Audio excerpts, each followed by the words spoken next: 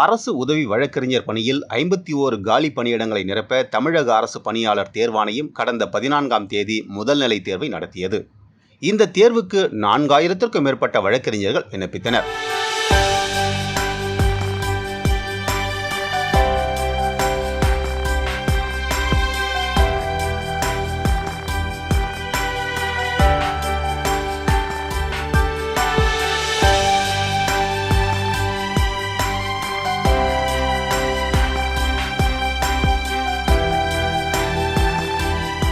கணினி வழியில் நடைபெற்ற இந்த தேர்வில் முறையாக விண்ணப்பித்த பல தேர்வர்களின் பெயர்கள் விடுபட்டதாகவும், தொழில்நுட்ப கோளாறால் பல்வேறு மையங்களில் தேர்வுகள் நடைபெறவில்லை என்றும் புகார் எழுந்தன.